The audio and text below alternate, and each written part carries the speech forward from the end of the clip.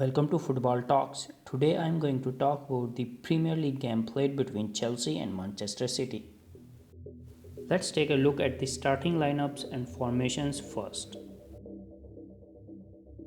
In the first 14 minutes, Chelsea dominated the game, maintaining the 66% possession of the ball.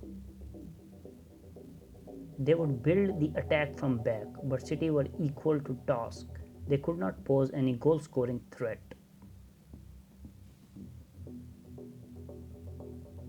Manchester City, as usual, built the attack from the back, but with a tactical tweak. They did not use the right back in a usual way. Their right back would leave his position and move to the center of the pitch.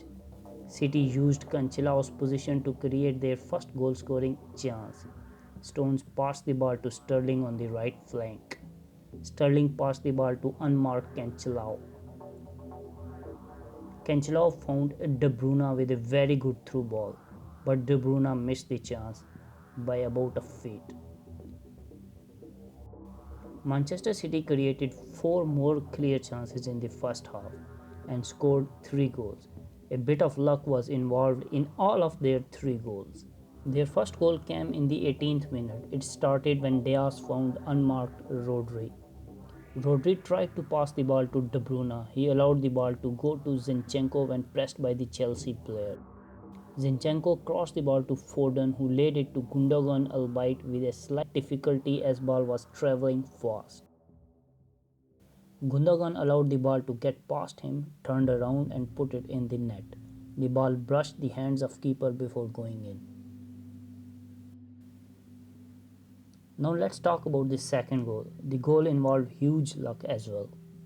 City built the attack with 3 at the back. Cancelo can be seen in the midfield instead of a position a right back would occupy.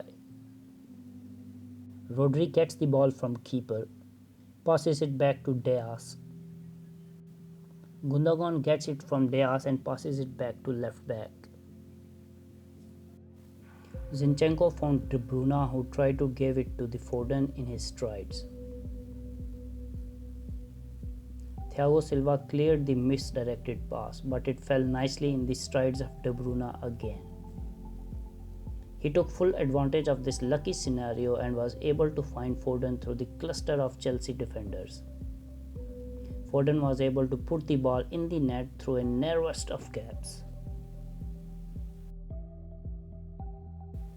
City's third goal originated as a result of a transition from this set-piece situation. Kante tried to put the second ball behind the defensive line but instead found De Bruyne. De Bruyne headed the ball to Sterling. Sterling took the ball in his strides and rushed towards the edge of the box.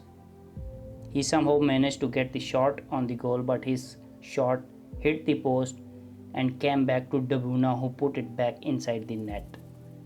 This is the alternative scenario. He could have passed the ball to De Bruyne, but instead De Bruyne had to get it from goalpost. Anyways, the result was still the same. City dominated the possession in the second half as well. At one point, the ball stayed at the feet of City players for about 3 minutes.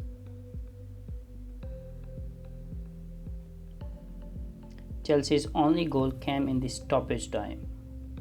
They were able to find a way past the high line of defense of Manchester City with a through ball. Hudson-Odoi got to the end of that cross and scored the consolation goal for Chelsea.